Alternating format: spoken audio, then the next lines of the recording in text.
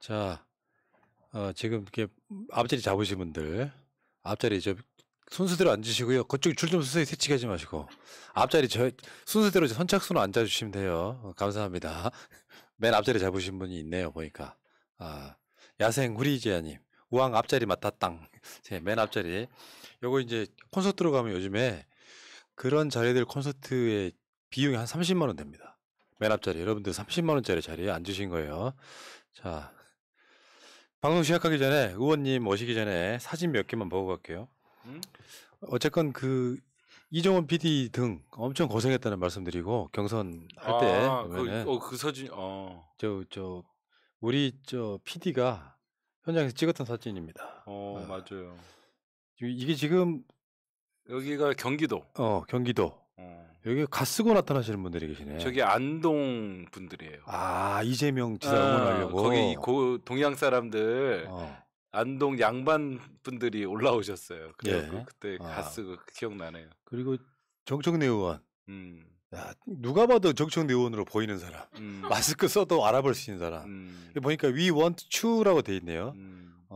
추미애 후보 지지자들이 지금 들었던 팻말 같아요. 나중에 찐추라고 하면서 그쪽에서 들은 거죠. 네. 다음에 계속 보시면 이런 느낌이고, 야, 미에로 이런 것도 있었어? 미에로 하비바. 미에로 하비바. 다음에 이재명 지사도 있네요. 이재명 지사의 분신처럼 따라다니는 김남국 의원도 있고,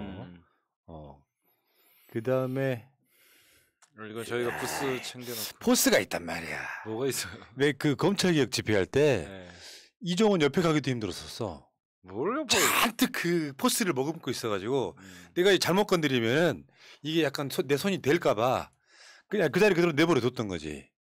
누구도 거기에 이제 막 마음 심란하게 안 만들려고 딱 그 느낌이 또 오랜만에 나오네요. 근데 항상 긴장하고 있으니까 그때. 이게 원래 이종원의 모습이잖아요. 이게 현장에서 이렇게. 지금도 그래요. 답답하면 제가 카메라 들고 막 뛰어요. 그렇군요. 그리고 여기는 우리 PD가 개 실장한테 사심이 있었나 봐요. 포커스가 내가 아니야. 포커스를 지금 개 실장한테 맡고 이종원 찍는 척하다 찍은 거 아니야? 네네. 야, 곽 PD, 너 이래도 되는 거니? 그래도 내 거 하나 찍어주셨네. 그리고 야, 진짜 이것도 추억이죠. 시간 지나고 보면 이런 장면들이.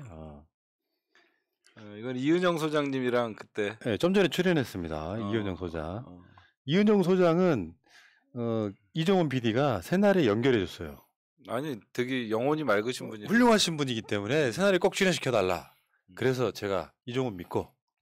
어때요? 근데 너무 좋으시죠? 실력 있어요. 실력도 있고 내공도 있고. 그러니까.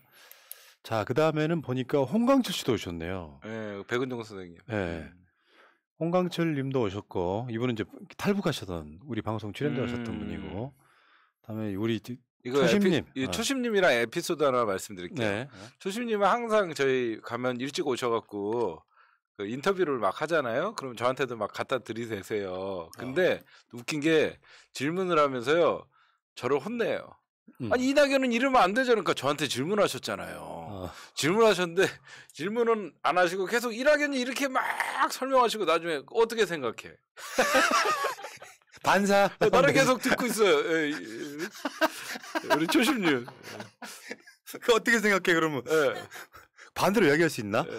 아니 뭐 초심 말씀 다 해놓고 뭐 저한테 갑자기 한 10분 동안 저는 듣고 있어요. 인터뷰는 나한테 안 되는데 초심님이 말씀해 주세요. 네. 자, 다음 사진도 한번 볼까요?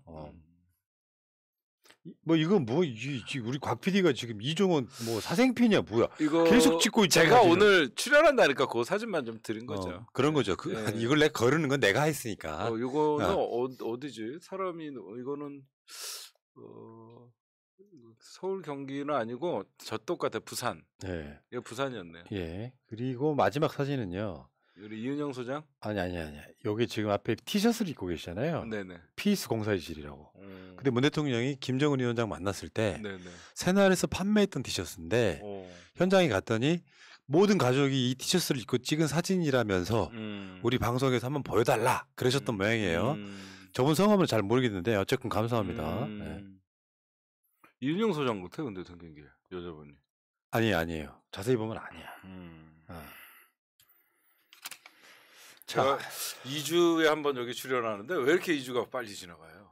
아니요, 오기 싫은가 보다. 아니 그래갖고 마이크 제가 좀 당겨봐요. 여기 보시면요, 제가 제 방송은 그냥 본인 앞으로 마이크 제가 좀 당겨봐요. 방송은 제가 알아서 제 개인기로 하는데 여기 올 때는 자료를 엄청 많이 준비해요. 원래 하기 싫은 일은 빨리 옵니다.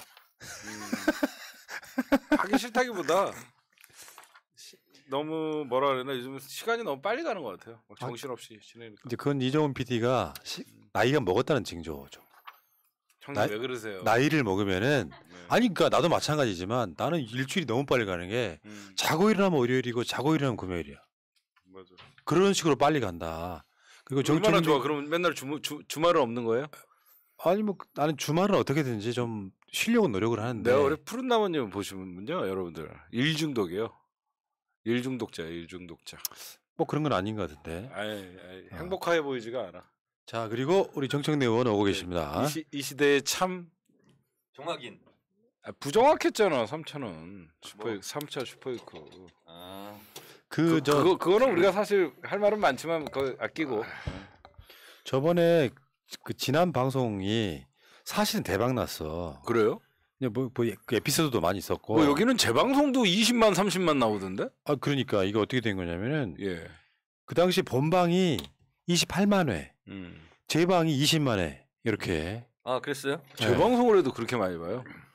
아 그런 것보다 사람들이 바쁘다 보면 실방 끝나고 나면 아예 안 보는 경우가 그리고 많은데. 지나고 나면 네. 프로가 많으니까 네. 묻혀버리니까. 그 재방을 해드리면 또 처음 보는 사람들이 그만큼 나오는 거죠. 그러니까요.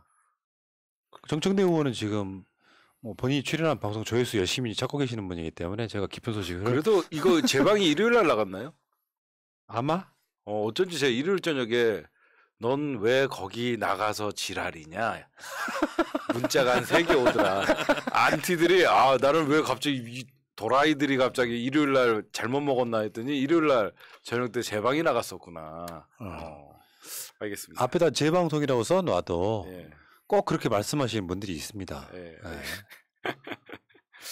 아니, 제 방을 왜 한 거예요? 아니 이제 그걸 꼭 봐야 되겠다. 인기 프로니까요. 원래 인기 프로는 지상파도 하는 걸 왜 우리가 하면 안 돼? 예. 지상파도 토요일이 무슨 그럼요. 스페셜 해갖고 뭐 재방송 엄청 하더만. 재방송은 옛날에 의원님 저기 뭐야 판도라도 재방하면 시청률 높았잖아요. 그런가요? 근데 그게 유튜브에서는 그게 다시 볼 수가 있기 때문에 재방송 안 하는 그렇죠. 편이지만 어쨌든 한 일주일에 한 2번 정도는 재방송을 해드려요. 일요일 날 어떻게 보면 한 주간 프로그램 쫙 하는 것도 좋아요. 그리고 시청자분들이 채팅할 데 없어갖고 방송은 소리 꺼놓고 채팅만 열심히 하시는 분들 맞아요. 있어. 채팅창이 재밌거든요. 채팅창이. 거의 그 키보드 워리어들 진짜 예술 같은 주옥 같은 글 잘 써요. 그분들 어쩔 때 보면 거의 그 예술의 경지에 올리신 분들. 예, 알겠습니다. 자, 의원님 오셨으니까 방송 시작하겠습니다.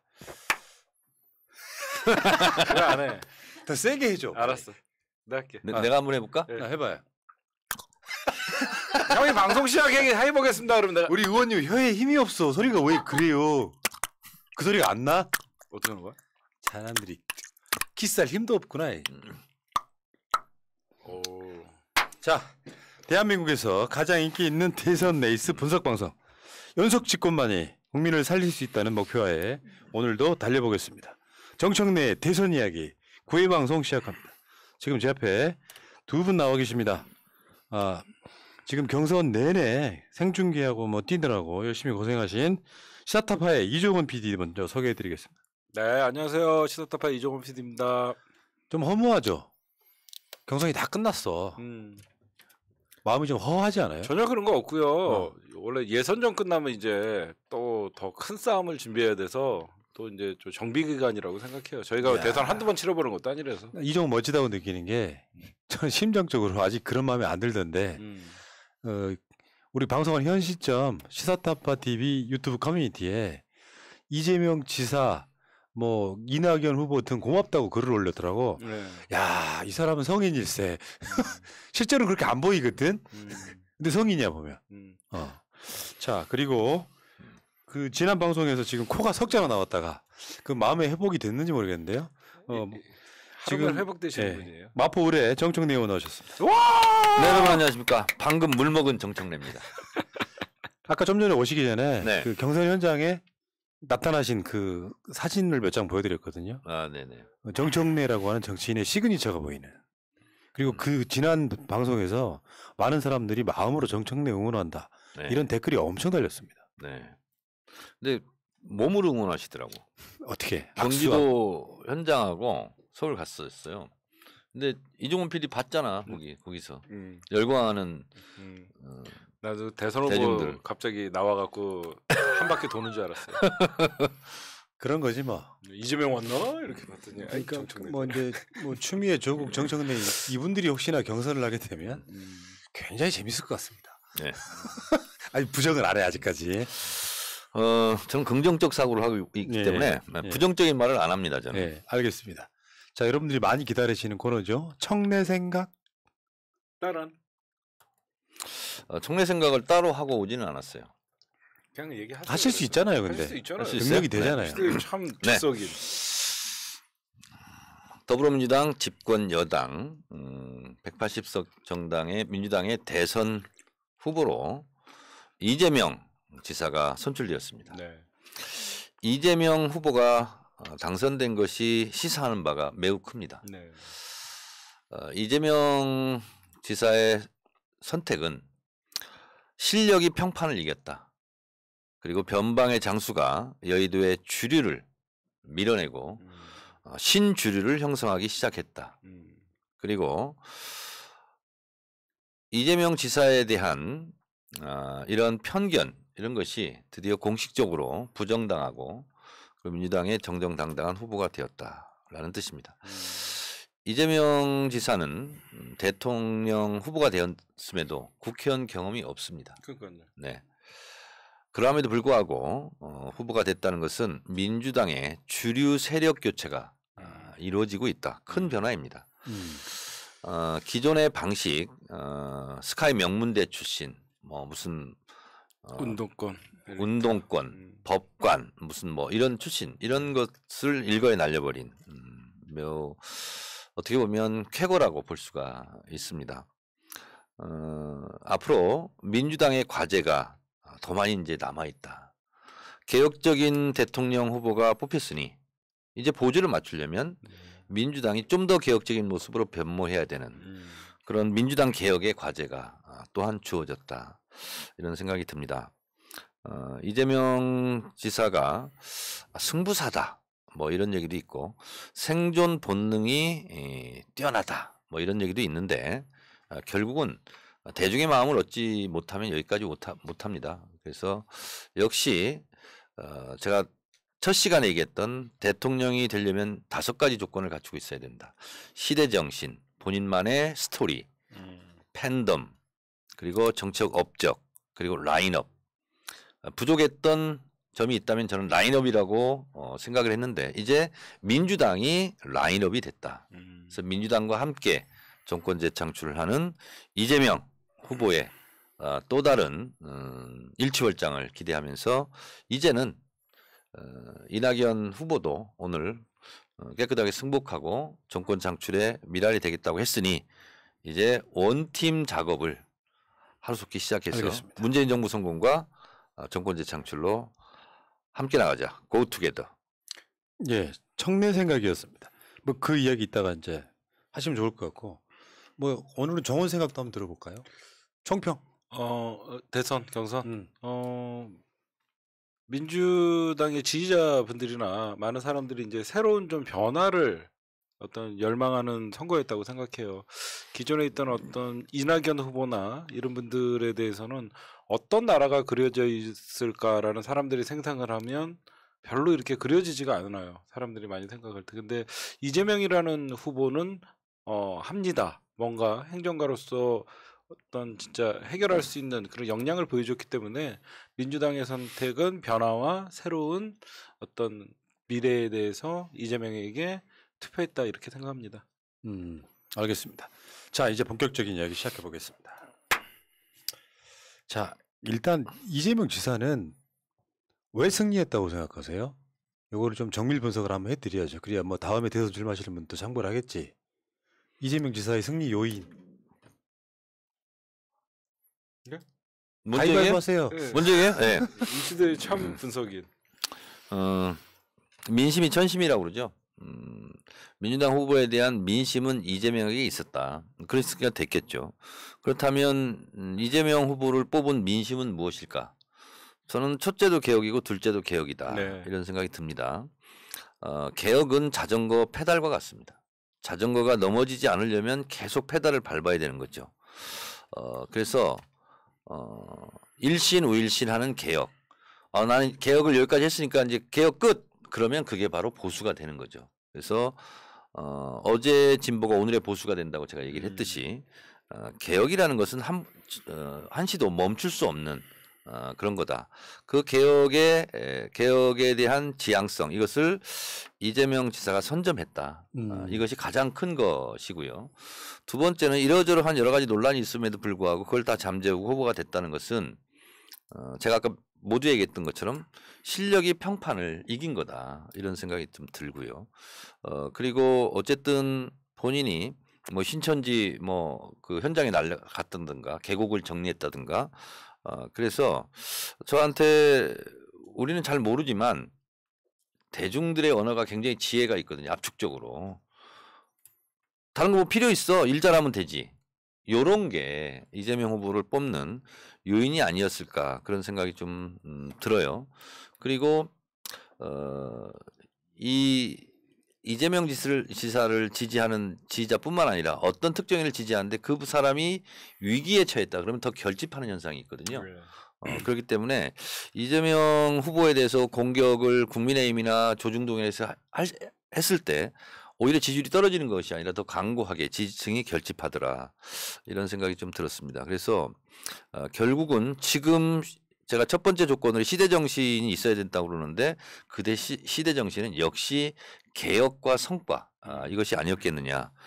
그래서 이재명 후보가 당선이 되었다. 저는 이렇게 승리 요인을 개혁 한 단어로 꼽으면 그 덕분이다 이렇게 생각합니다. 그게 이제 반대로 이낙연 후보의 패인은 어떤 권력과 권한이 주어졌는데 자기 색깔 못 내는 측면이 있는 거죠. 그렇습니다.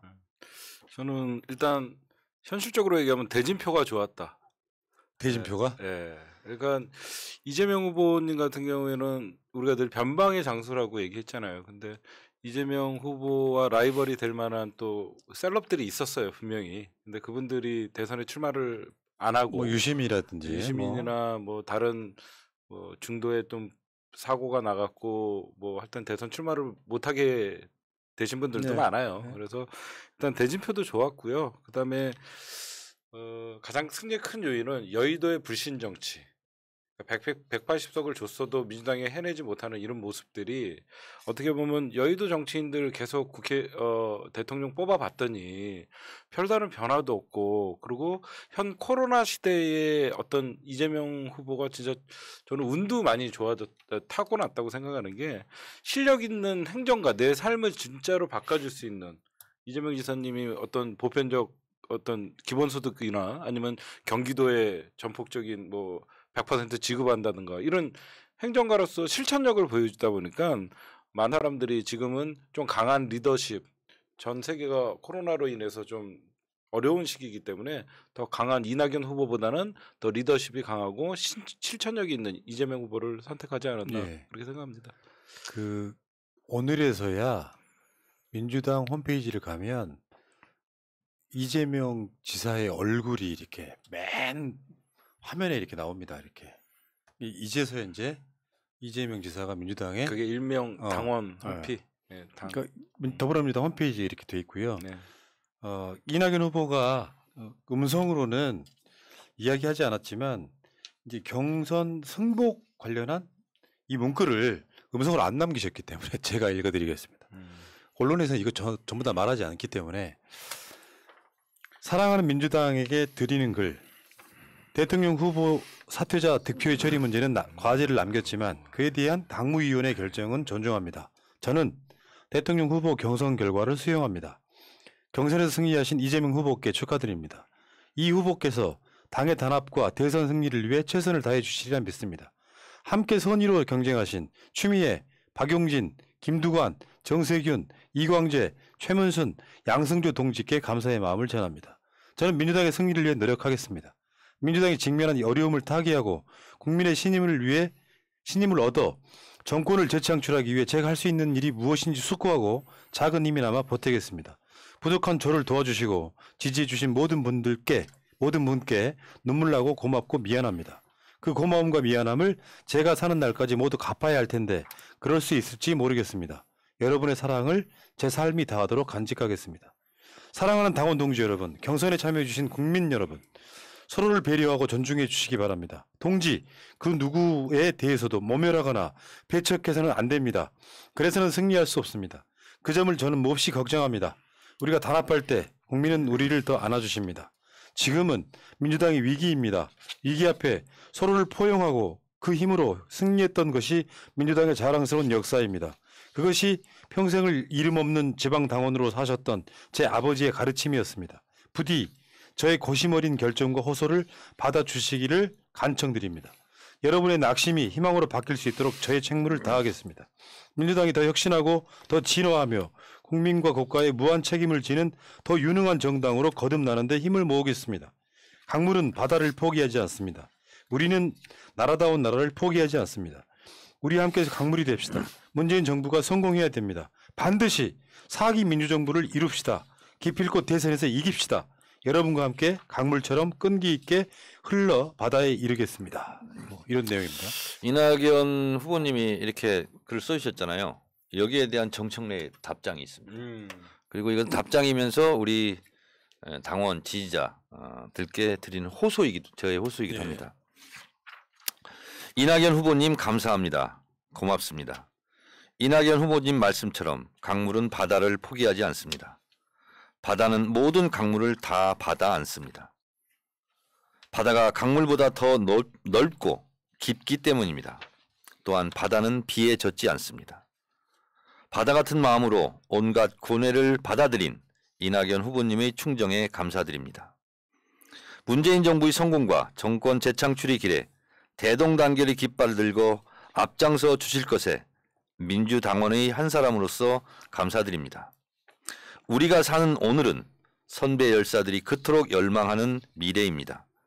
역사는 민주정부 제4기를 만들기 위해 힘썼던 우리의 아픔과 헌신을 기억할 것입니다. 다시 한번 감사드립니다. 고맙습니다. 예. 바다가 많이 나오네요. 근데 너무 받았어요. 바다가 너무 오염됐죠 요즘에는. 아니 근데 이제 여기 강물은 바다를 포기하지 않습니다. 맑기 그걸 때문에. 미리 써오셨다고요? 제가 페이스북에 썼습니다. 대선 나가실 분이네. 네? 대선 나가셔야 되겠어요 이제. 아 그래요? 네. 그리고 제 5기 민주정부 재창출하셔야죠. 강물은 어디로 흘러가는지 아세요? 이번이 사기를 제 말 지금 씹는 거예요, 그때? 제 사기를 만들어야 오기가 있죠. 5기로 있어. 5기 만들어야 돼. 퀴즈. 네. 강물은 어디로 흘러가는지 아십니까? 바다 제3 한강교 밑으로 흘러가. 밑으로 흘러가지. 아이고 배야. 죄송. 웃기지 마. 네. 저 그런데 자동차 문을 세게 닫으면 안 되는 이유가 뭔지 아세요? 자동차 문을 세게 닫으면 안 되는. 세게 닫으면 안 되는 이유. 4개 있잖아요. 자동차 문이 4개 있기 때문에. 자동차 문은 4개 닫아야 됩니다.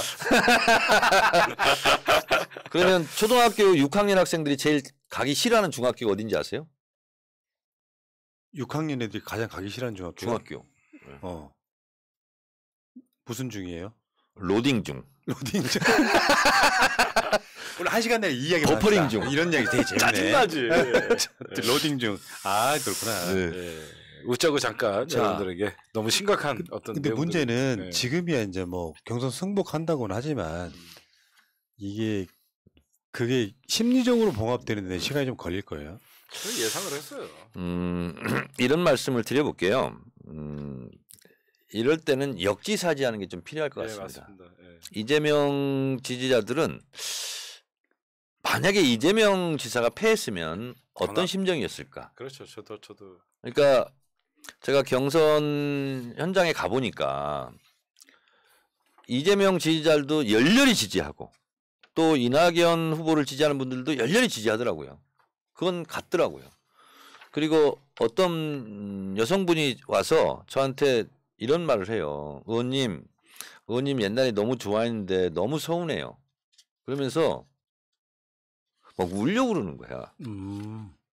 근데 그분이 뭐 돈 받고 온 분 같지 않아요. 근데 그 눈물을 글썽글썽 하는데 내가 그 눈을 잊을 수가 없어요. 그 서울 그 제가 화장실 갈 때 남양주에 있는 분이래요. 갑자기 정신을 그 근데 충혈되셨어요. 그 뭐냐면 왜 실망하셨다고? 아니 이제 이낙연 왜 안 도와주냐고 그러면서 그러니까 뭐 옳고 그럼 모든 걸 다 떠나서 자기가 지지하는 지지자들은 그 후보와 심리적 연대감 이런 걸 형성하거든요. 그렇죠.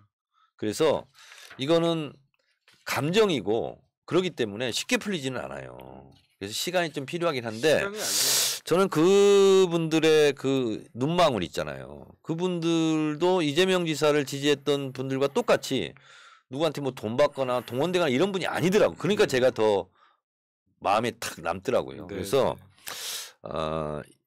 이제 승자의 아량이 좀 필요할 때다. 맞습니다. 내가 만약에 졌으면 어떤 심정이었을까? 그들도 나처럼 아팠겠지? 뭐 이런 거 있잖아요. 그래서 그런 좀 이렇게 우리가 찰떡 공주를 하려면 부드러워야 되거든요. 유들유들해야 되고 메마르면은 이게 찰떡 공주가 안 되거든요. 그래서 이제 미움의 감정을 내려놓고 역지사지하는 그런 감정을 갖는 것이 어떨까. 물론 상처가 깊이 패인 상처가 쉽게 아물지는 않습니다. 그러나 우리는 더 큰 목표가 있잖아요.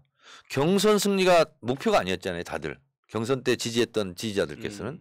그래서 본선 승리이기 때문에 시간은 좀 필요하겠지만 어쨌든 그런 게 좀 필요하다 생각하고 저는 오늘 이낙연 우리 후보님이 쓴 중에서 이 부분이 마음에 굉장히 또 남더라고요. 울컥하고. 부족한 저를 도와주시고 지지해주신 모든 분께 눈물 나도록 고맙고 미안합니다. 이 대목이 진짜 심정이었을 거거든요. 그래서 이럴 때는 역지사지 한번 해보자 이런 생각이 들고 경선 때 있었던 감정적인 상처들이 빨리 치유됐으면 좋겠고 제가 미리 이종원 PD한테도 얘기했어요. 이재명 후보가 이기고 나면 이종원 네가 모질게 했던 부분에 대해서 사과할 마음이 있냐 그랬더니 자기 사과하겠다고. 전 잘해요. 했어. 그래서 저는 앞으로 우리 민주지정이 이건 시간의 문제예요. 그래서 우리가 응원했던 분들이 됐잖아요. 그래서 똥파리라는 말 쓰면 안 되고 이제는 똥파리라는 말 굳이 쓸 필요 없고요. 분명히 이제 저쪽에서도 갈라치기 하는 애들 중에서는 이재명 죽어도 못 찍는다. 그런 사람들은 원래 민주당 지지자가 아니에요. 그러니까 당분간은 서로 감정을 진 사람들도 마음을 추스릴 수 있는 좀 시간이 필요하기 때문에 뭐 아직 똥파리들이 이제는 또 홍준표 찍는다느니 윤석열 찍는다느니 이런 얘기 굳이 자극할 필요 없는 것 같고 저부터도 이제 경선이 끝났으니까 뭐 원팀이라고 저는 외치지 않을 거예요. 그냥 조용히 서로 자극하지 않고 서로 한 마음으로 가면 될 것 같아요. 예. 그러니까 결국에는 아량 이것을 승자들이 보여줘야만 그나마 원팀이 된다 이런 얘기죠. 네.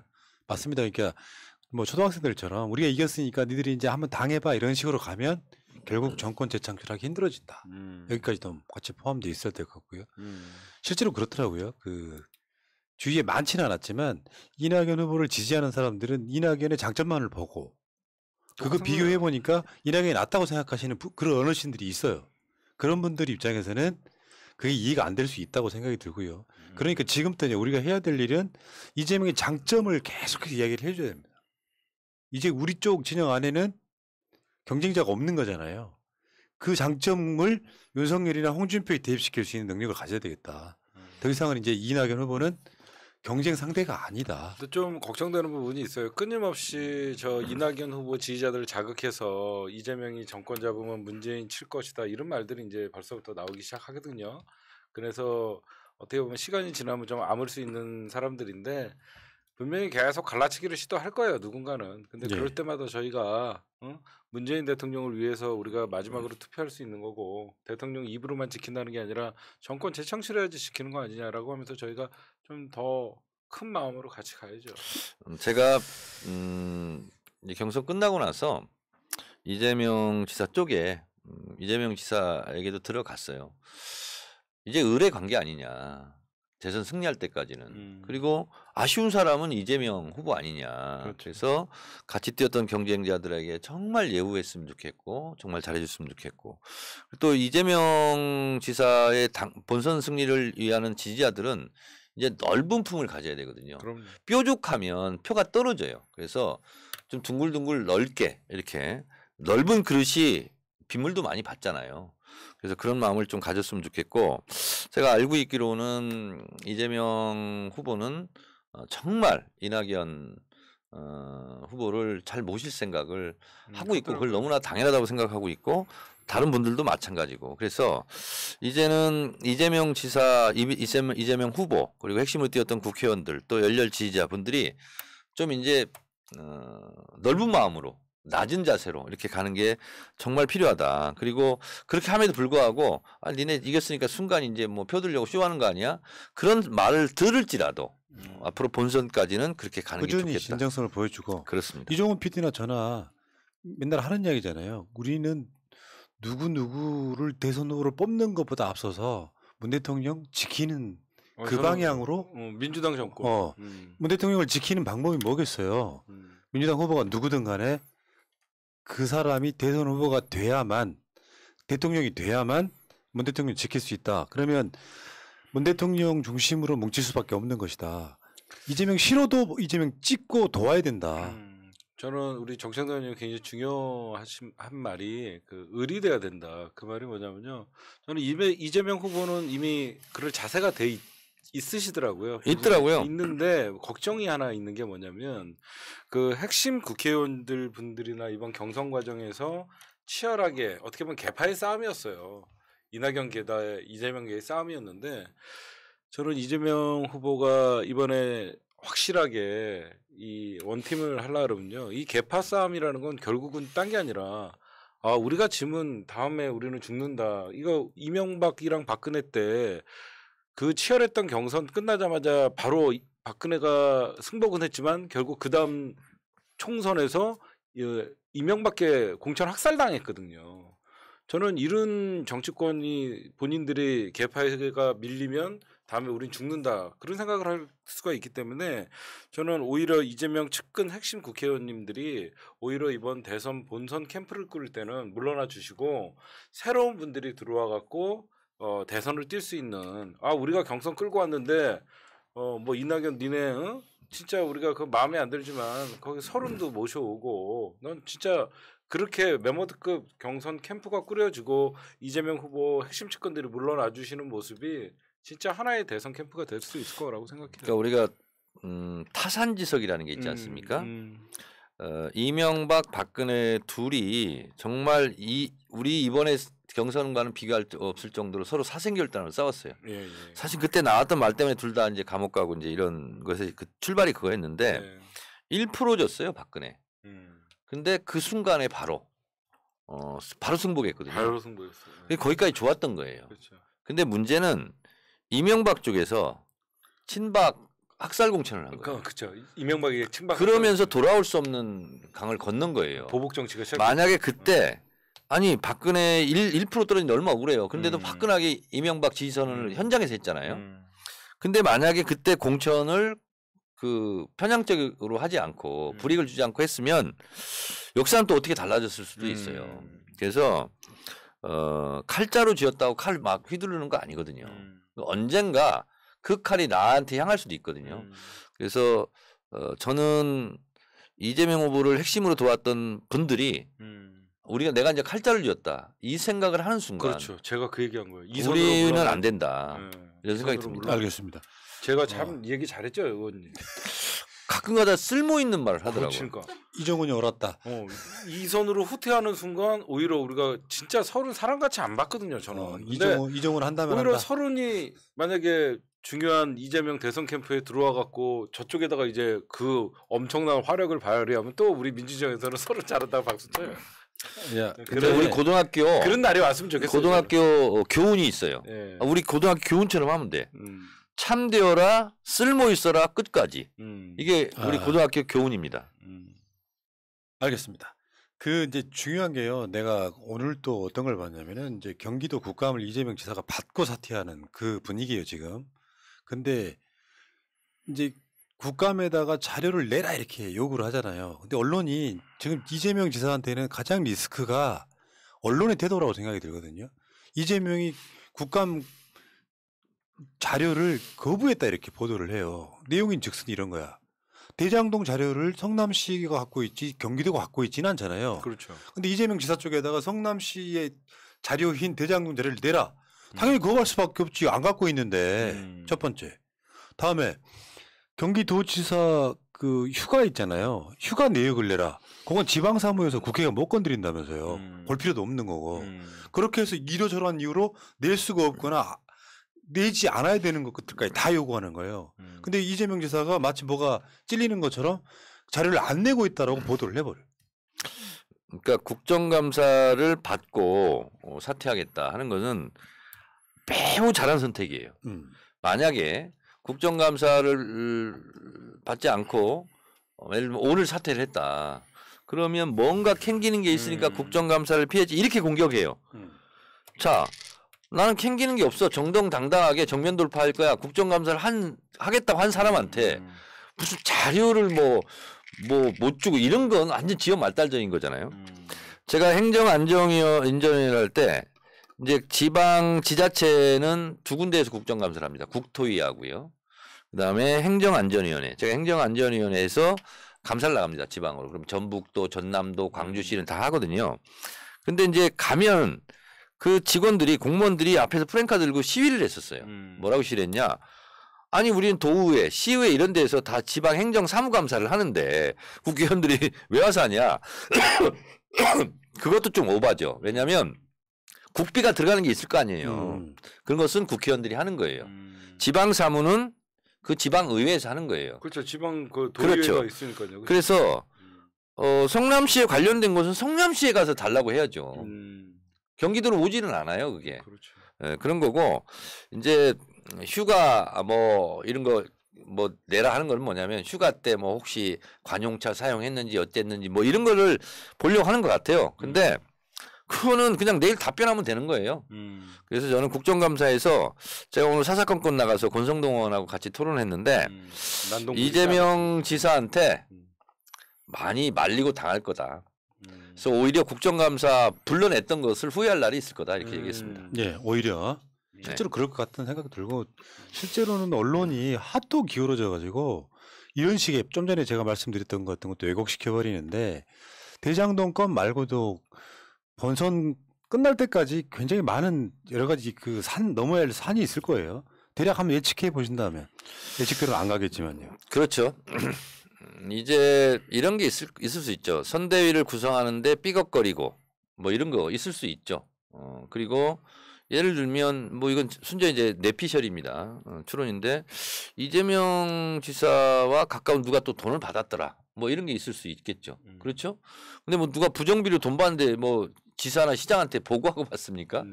이런 리스크는 있을 수 있겠다. 이런 생각이 좀 들고요. 그리고 예를 들면 우리가 예측 못한 이런 게 있을 수 있잖아요. 그래서 예를 들면 뭐 남북 관계라든가 이런 문제가 좋을 수도 있고 나쁠 수도 있고 뭐 그런 상황이 있을 수 있어요. 그런데 하나는 객관적으로 우리가 좋은 유리한 객관적인 정세에서 치르는 것은 첫 번째가 대통령 지지율이고요. 그 다음에 코로나 집단 면역. 그래서 일상으로 이제 회복위원회가 이제 만들어지지 않습니까? 이런 것은 이제 우리에게 좀 유리한 이슈 이런 건데 이런 선거와 재판은 어디서 뭐가 튀어날지 모른다는 얘기가 있어요. 맞습니다, 진짜. 그래서 이제는 위기 관리 능력, 리스크 체킹, 그리고 원팀, 그리고 어쨌든 당과 함께 나가는 거잖아요. 그래서 이제 후보가 방어할 것이 있고 당이 방어할 것이 있거든요. 선대위에서 처리할 것이 있고. 정택래가 할 역할은 어떤 게 있을까요? 저는 뭐 축구로 치면 나오셔야 되지 않아요? 너무 오래 축구는 리베로죠. 축구로 치면 너무 관중석에 오래 계셨어요. 아니 그렇지는 않습니다. 아니 에이스가 네. 옛날에 치면 호나우두가 관중석에 오래 있다 보니까 그러니까 손흥민이 국가대표 뽑아놨더니 관중석에만 있고 플레이어로 안 뛰면 사람들이 저 사람 언제 나오나 하다가 끝까지 끝날 때까지 안 나오면 환불해달라 그러거든요. 아니 저는 이제 본선용이거든요. 지금 본선 됐잖아요. 예선용이 아니라. 이제 본선 네. 되는데 정청래 역할은 뭡니까? 그래서 제가 어제 오늘부터 나라를 구하느라고 여러 가지로 분주하게 움직였습니다. 공개할 수는 없습니다. 기대가 큰데요. 네. 조만간 이제는 더 큰 유세단 같은 거 하면 안 되잖아. 그거는 이제 뭐 김용민이나 뭐 짬밥 이수진이나 저거. 뭐 이제 시켜야지 이제. 근데 이수진 춤추는 거 보면 재밌겠는데. 의원님 왜 자꾸 나한테 그런 거만 시키는 거예요? 좀 더 다시 한번 해봐. 어. 이수진 의원 앞으로 유세장에 나오면서 좀 춤을 한번 춰보실래요?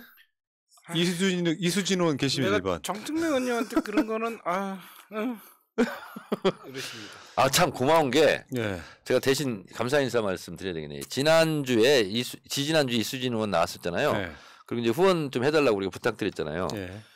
2,200만 원 들어왔대요. 우와. 출연료 2,200이야? 어. 거의 BTS급인데요. 그래가지고 이수진 의원이 깜짝 놀래가지고 새날 또 한 번 나가면 안 되냐고. 나오세요. 네. 우리 벌매수진. 그래서 오늘 한 번 좀 더 띄워주실래요? 한 번 더 놀래게? 아니 자꾸 그러시면 안 돼요. 그러면 안 그래? 나오고 자꾸 띄워달라 그러면 안 됩니다. 아 그래? 그렇지. 네. 한 번만 띄워줘. 노동을 안 해야지. 돼요. 노동을 해야 됩니다. 노동을 해야 돼? 그래갖고 22일 날 예약하셨어요. 시사타파에도 응. 또 우리 오픈도 지갑도 우리 개국본님도 열라고 응. 그때 최기상 의원님도 많이 안 찼다고 응. 두 분이 한번 나오신다고. 꽤 한 10분 정도 띄워주세요. 위에다가 네. 여러분들 화면에. 응. 이수진 정청래 의원의 의원님 그 머리가 좀 크니까 약간만 좀 줄여주세요. 사이즈. 사이즈 좀 줄여주세요. 다 사이즈, 보여요. 네. 너무 커. 너무 커. 그 그 정도. 어르신들용이에요 이게. 아, 안 어르신. 보이신다 그래갖고 아. 새날은 글자들이 다 크게 나가는 이유가 네. 어르신들용이에요. 아 그렇습니까? 어르신들이 최애하는 방송이 우리.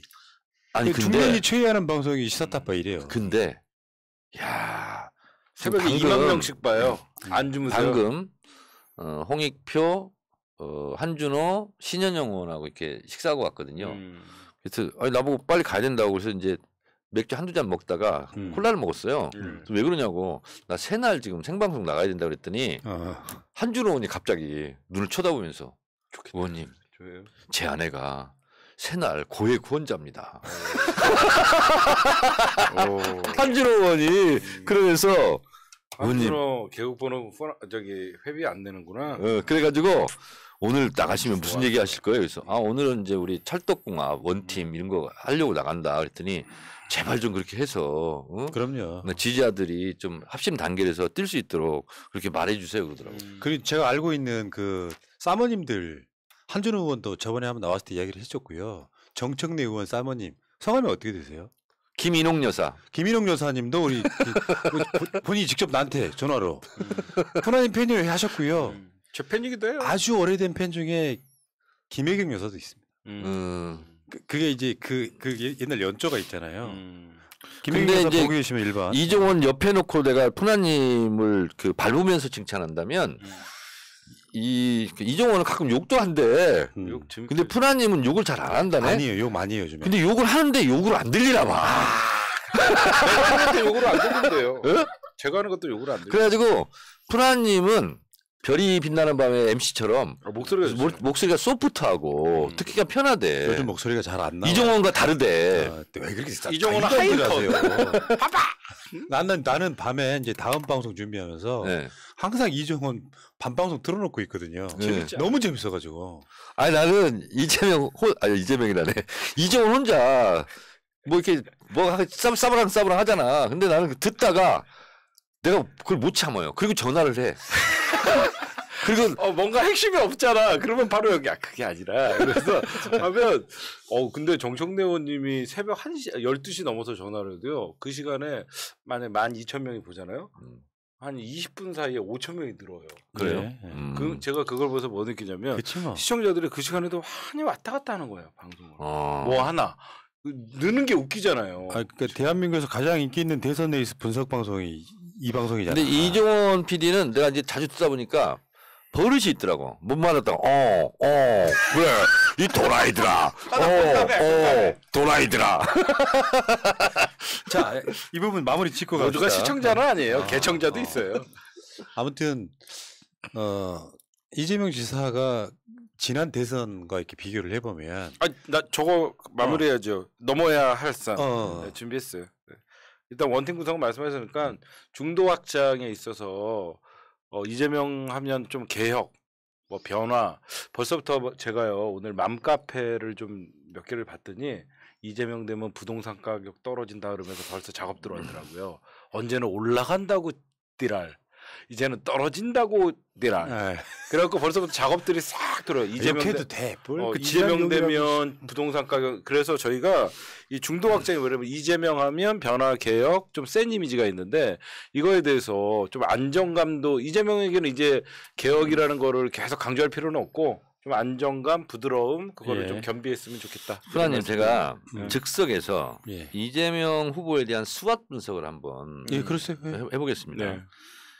자, 스트렝스, 강점, 추진력, 추진력, 개혁성 이런 거 있잖아요. 한다면 한다 이런 거잖아요. 네, 접니다. 이게 추진력의 동전의 이게 앞면이라면 반대면에는 어떤 게 있냐면요. 네. 불안함 이게 있어요. 음. 추진력을 하는 건 좋아. 근데 한편으로는 불안함 이런 게 있어요. 이런 게 있어요. 그리고 개혁성 이거 있잖아요. 요게 반대말이 안정감 같죠. 그렇지 않아요. 개혁의 반대. 가벼움이라는 게 있어요. 개혁 진영에 대해서. 니네는 좀 가벼운 거 아니야? 진짜 내가 오 그러고 있네요. 그렇죠. 그래서 추진력 다음에는 불안함, 개혁성 다음에는 이걸 가벼움. 비판하는 공격하는 사람들은 그렇죠, 불안함이에요. 음. 그래서 요 부분을 이제는 보강하고 신경을 써야 됩니다. 그래서 제가 계속 강조하는 것이 라인업이에요. 이런 사람들과 섀도우 캐비넷을 할 거다. 이런 게 있어야 되고요. 그리고 제가 이제 기회 요인, opportunity. 발음 정확했어요? 네, 기회는 뭐냐면 어쨌든 객관적인 정세, 대통령 지지율, 코로나 방역 이런 부분은 있는데 이 이제 이재명이 이제 제가 미국의 버니 샌더스로 얘기를 했는데 드디어 이제 우리처럼 어렵게 살았던 사람들, 가난한 노동자들 이런 사람들의 대표성이 좀 있는 거죠. 이런 부분이 처음이죠, 처음 사실상. 진보 개혁 플러스 알파가 있는 거예요. 그래서 민주당을 지지하지 않는 분들이 지지하는 층이 있어요. 요 분들을 꽉 잡아야 돼. 예. 그 비슷한 맥락으로요. 예. 제가 그 뭐 분석하는 사람들 몇 사람들하고 이렇게 토킹을 좀 최근에 몇 번 한 적이 있는데 사실은 지금 예를 들면 구도랄까 인물에서는 이재명 지사가 압도합니다. 그럼요. 윤석열이나 홍준표 누가 나와도 그렇죠. 지금에 이제 막 혼재되어 있는 상태에서 여론조사를 하는데 어떻게 보면 대선 레이스 여론조사 같은 게 저쪽 후보가 나오고 올 말 되면은 그냥 싱겁게 끝날 수도 있다. 뭐냐면은 실제로 행동으로 옮기는 어떤 정책 능력 이런 것들이 너무 압도적이기 때문에 진짜로 제가 유행시키려고 하는 말이 있잖아요. 이재명이 해버릴까봐 겁난다. 그 뭐든 간에 그런 식으로 이렇게 그 사람들한테 기대치를 주는 부분이 분명히 있거든요. 네, 근데 네. 그 사람들의 공통된 의견이 실제로 언론의 장난질만 아니면 이재명 지사가 뭐 박빙 이런 게 아니라 5%에서 한 7% 정도 이길 가능성이 있다. 뭐 이렇게 표현까지 하는 사람도 있어요. 자, 그래서 기회는 또 하나 이제 말씀드리면 대장동 문제 있잖아요. 요거는 극복하고 나면 오히려 이것 또 하나 신화가 됩니다. 야, 이재명은 뭘로도 공격해도 안 되네. 이게 하나 있고요. 이재명 후보가 시운이 있어요. 시운. 뭐냐? 후보 구도가 너무 좋습니다. 윤석열 아니면 홍준표가 될 거 아니에요. 근데 이재명하고 비슷한 캐릭터일 수도 있어. 근데 그 부분에서도 압도해. 그리고 이재명 후보가 흠이 없는 사람이 어디 있겠어요. 이재명 지사 흠이 있다면 그 흠보다 여기가 흠이 더 커. 그래서 이재명 지사는 흠도 없고 점도 없잖아요. 네? 흠도 없고 점도 없어. 웃어줘야 돼 빨리. 개그 친 거잖아. 그래서 후보 구도가 굉장히 중요하거든요. 근데 후보 구도에도 상당히 이롭다 이런 예. 생각이 듭니다. 근데 정청래님 저희가 계속 윤석열 완주 못할 거라고 했는데 전 바꿨어요. 네. 그 이야기는 2부에서 해. 네, 2부에서 해. 이따가? 오케이. 자, 1부 마무리를 하면은 제 생각에는 요거 할게요. 어. 먼저 말씀할까요, 제가 할까요? 그러니까 내 생각에는 이재명 지사가 실제로 그런 부분이 있잖아요. 막 대법원까지 가서 무죄 판결을 받고 대장동도 별 리스크 없이 그냥 이렇게 이겨내면 특정 순간이 되면 여론이 고착화된다니까요. 저는 그 대세론으로 갈 수도 있다 이렇게 생각을 합니다. 저는 이재명 후보님이 참 운이 좋다고 생각하는 게 이 만약에 저는 이제 좀 바뀌었는 게 윤석열이 올라온다고 봐요. 이제는 좀 분석을 다시 해봤더니 이상하더라고요. 경선 레이스나 이런 걸 봤더니 그랬더니 윤석열이랑 만약에 이재명 후보가 결선에서 붙게 되면 이 코로나라는 대유행병은 이재명 후보에게 너무 유리한 거예요. 윤석열한테 코로나 방역 어떻게 할 거냐. 이재명 후보는 직접 방역을 다니고 신천지 이만희를 쫓아가고 이런 모습들이 기억이 있는데 이 대유행병에 대해서 어떻게 할 거냐. 윤석열은 저는 그냥 못 다니게 하면 됩니다. 그냥 뭐 그거 유행하시면 잡아갖고 그냥 검찰이 그냥 압수수색하고 뭐 이런 식으로밖에 할 게 없어요. 아니 거기는 아니면 그냥 구술한다고 할지도 몰라. 아니면 저희 왕자를 새기든가 뭐 몇 번 이렇게 떠들면 좀 뭐지? 그 어? 코로나를 네. 압수수색한다고 할 거예요. 그러니까 이런 거 아니면 이미 다 뭐 별로 죽는 사람 없지 않습니까? 그냥 이 정도면 그냥 다 감기약 정도라고 생각하니까 그냥 다녀도 됩니다. 이래버리면요. 설마 그렇게 이야기하겠어? 아니 무슨 말이 나올지 모르는 거죠. 근데 자, 이재명은 합니다라고 했고 방역을 해본 사람이잖아요. 그러니까 굉장히 안정감이 있어서 그쪽으로 코로나 바이러스가 결국은 이 대선에도 미치기 때문에 저는 이재명 후보가 더욱더 예. 유리한 고지라고 생각해요. 그러니까 지금은 이제 김대중, 노무현, 문재인 그 전에 뭐 그 다음에 이제 정동영 뭐 이렇게 있긴 했지만 실패한 대선도 있었으니까 그 다음에 드디어 이제 민주당의 정통성 있는 후보로 어떻게 보면 민주당이 주류로 올라선 거예요. 그 변방에 그 변방 사또가 주류로 올라선 겁니다. 그런 면에서는 이런 스토리들은 아까도 말씀하셨지만 정말 그 초등학교 국민학교 졸업하고 공장에 들어간 사람이 지금 정치권에 존재합니까? 지금 이제 옛날식으로 표현한다면 성남 변방의 사또가 한양 도성을 장악한 거거든요 지금. 그래서 저는 이것이 또 하나의 이제 드라마잖아요. 그래서 거기서 오는 시너지가 충분히 있을 거라고 보고, 그리고 보세요. 김대중 대통령 국회의원 취재 여러 번 못했어요. 노무현 대통령 1.5선이에요. 문재인 대통령 초선이에요. 최선이에요. 이재명 대통령 국회의원 경력이 없어요. 그러니까 이게 여의도 문법을 다 깬 사람들이에요. 그리고 가만히 보세요. 따라쟁이는 실패해요. 정치에서 아류는 실패합니다. 김대중 대통령이 누구 따라한 거 없어요. 노무현 대통령, 문재인 대통령 다 그래요. 이재명 지금까지 방식을 또 다른 길로 개척해 왔거든요. 다음 대통령은 이재명과 또 다른 길을 걸은 사람들, 이런 사람도 되는 거거든요. 그래서 그러겠네요. 이 정치는 새로운 신화의 창조예요. 그런 면에서 봤을 때 국민의힘도 새로운 신화를 창조할 수 있겠죠. 전직 검찰총장이 현 정부를 배신하고 나가서 뭐 된다. 그건 좀 아름답지 못하잖아요. 알겠습니다. 윤석열의 가장 트라우마는 이중 배신이에요. 예. 그냥 문재인만 배신한 게 아니거든요. 알겠습니다. 2부에서 그 얘기해. 이제 어쨌든 이재명 지사가 역사를 썼다. 이것만으로 저는 충분히 썼다라고 평가할 수밖에 없다. 이런 말씀 드리고요. 제가 그러면 이 일부 마지막 멘트로 예. 이재명 후보에게 제가 말하겠습니다. 이제 명령한다. 본선 승리 쟁취하라. 네, 일부 마치겠습니다. 이재명이면. 자, 그 사이에 스포츠 보내주신 분들 다 이종원 PD 덕이라고 생각을 하고 있습니다. 네, 여러분들 제가 이 방송에 나올 때 여러분들이 슈퍼챗 릴레이가 있을 때마다 제가 성대모사를 해드리겠습니다. 네. 진짜라니까요. 네. 저는 푸나에게 충성하지 않습니다. 이런 거 한번 해줘봐요. 저는 새날에 제가 무슨 종속돼 있거나 뭐 이런 건 아닙니다. 예? 그 좌파 새끼들이 하고날 그 문재인 정부가 뭘 했어 북한에 퍼주기만 하고 예 그건 안 비슷하다. 비슷했어 나는 오히려. 좌파 자, 새끼들 1부 여기서 마칠게요. 자, 국민의힘 경선으로 가는데 윤석열, 홍준표, 유승민, 원희룡 올라갔단 말이죠.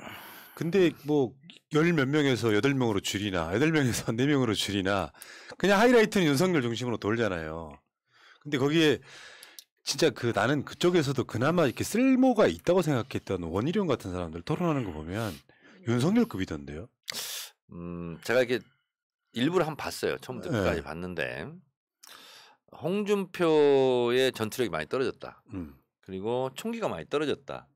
그리고 낚아채서 이렇게 어떻게 보면 패대기를 쳐야 될 상황인데도 그냥 웃고 있더라고요. 이거는 아마 내불 총질론 거기에 대해서 의식하다 보니까 그렇게 되는 거 아니에요? 그래서 저는 이제 홍준표 지지자였잖아요. 그렇죠. 그래서 지지를 처리할까 지금 생각 중이에요. 그래서 좀 분발해주기 바라고요. 예. 윤석열 후보는 객관적으로 보면은요. 처음에 토론 공포증이 있었는데 한 회나 거듭할수록 뭐 내용 없는 얘기는 하긴 하는데 토론의 스킬은 좀 늘어가고 있는 것 같아요. 그렇죠. 그렇죠. 네. 빠져나가는 방법도 중요하거든요. 그렇습니다. 예. 그리고 유승민 후보는 뭔 얘기하는지 모르겠고요. 그게 걸리는 얘기가 없어. 근데 이제 원희룡 의원은 나를 쳐다봐. 날 보러 와요. 뭐 이래가지고 모든 게 하는 게 쇼잉이다 이런 생각이 들어요. 그렇죠. 진정성 안 자기적이다. 아. 지어낸다. 연기한다. 이런 느낌이거든요. 그래서 제가 봤을 때는 제가 이제 윤석열 나올 때 출마를 하되 완주하지 못한다. 홍준표의 부진으로 완주할 수도 있겠다. 저는 완전 라는 생각이 들기 시작했어요. 마음을 그렇게 쉽게 바꾸시면 어떡해요. 끝까지 제가- 유지를 해야 그게 서동요가 되지. 제가 방금 우리 정천 의원님께서 홍준표의 화력이 떨어졌다. 네. 저도 그런 걸 느껴갖고 왜 하나 했더니 얼마 전에 차명진 의원이 이런 얘기를 해요. 윤석열이 왜 저렇게 지지율이 깨지지 않냐면 윤석열이가 입당한 지 2개월 만에 당 조직을 다 장악을 했대요. 그러다 보니까 윤석열의 당협위원장 80% 이상을 확보를 했대요. 그러니까 지금은 홍준표는 어떻게 보면 개인기로 버티고 있는 거고 윤석열은 탈탈한 조직력을 본인이 지금 배후에 갖고 있다 보니까 지금 시간이 지나면 지날수록 홍준표가 윤석열을 공격하는 게 당 차원에서 어떻게 보면 지금은 친윤이냐 지금 국민의힘의 입장은요 홍준표냐 윤석열이냐가 아니라 친윤이냐 너 반윤이냐 이런 분위기로 흘러가고 있기 때문에 그거를 굉장히 친윤 이렇게 하지 말고 친석, 반석 이렇게 해주시면 안 될까? 뭐 하여튼 친석이든 반석이든 윤석열의 이름의 가장 특징은 석이에요. 그렇죠. 근데 예를 들어서 윤석열이 이재명 같은 포지션, 그러니까 개혁적이면서 스마트한 포지션이었다면 그게 힘으로 이겨낼 수 있을 텐데 예를 들면 홍준표를 지지하는 20, 30대가 윤석열한테 흔쾌히 표를 줄 것이냐 이 부분도 한번 생각을 해봐야 되겠죠. 그쪽이 갖고 있는 리스크 아니에요. 그러니까 지금은 국민의힘 경선 기간이고 어쨌든 국민의힘 지지자들은 윤석열 편을 들고 있잖아요. 그리고 이제 그거는 윤석열이 됐든 홍준표가 됐든 그냥 고정표잖아요, 그냥. 네네. 그리고 이제 결국은 이쪽 찍었다 저쪽 찍었다 하는 스윙보터들을 이제 잡는 거잖아요. 그게 소위 말하는 이제 좀 중원을 잡는다 뭐 중도로 간다 뭐 이런 건데 결국은 이쪽 찍었다 저쪽 찍었다 하는 스윙보터 세력인데 윤석열을 찍을 수 있을까? 저는 윤석열은 국민의힘에 들어가는 순간 스스로가 중도를 포기하는 대신 당권을 장악했다고 생각해요. 지금까지 여론조사를 보면은 응답률 몇 번 여론조사는 민주당이 서울에서 인기가 없는데 또는 20, 30대 인기가 없는데 이재명은 그나마 대체가 좀 돼요. 그렇죠. 그러니까 홍준표를 지지하는 그 젊은 층이 윤석열한테 사실 가기는 어렵다고 보는 거예요. 내 입장에서는. 네. 저는 윤석열이 나오는 게 너무너무 이재명 후보와는 구도는 되게 좋고 지금 윤석열이가 저렇게 당내 거의 60% 지지율을 얻고 있더라고요. 깜짝 놀랐어요. 여론조사는 홍준표가 앞서는데 당내 지지율에서 윤석열이 60% 이상을 그러니까 압도적으로 당원 투표가 50%라서 네. 번선은 네. 그러니까 지들끼리 번선은 50%라서 상당히 윤석열한테 유리한 게 사실이죠. 네, 거의 저는 윤석열이 됐다고 봐요. 그래서 윤석열을 그리고 우리가 윤석열 토론에 나와서 처음에 막 욕하고 그랬잖아요. 그러니까 바보다 막 이렇게 얘기하니까 너무 기대치가 없다 보니까 우리 정찬호 의원님 같이 그냥 얘기하니까 생각보다 좀 너무 진짜 그 개차반으로 봤다 보니까 조금만 그래도 사람 같은 말을 하면요.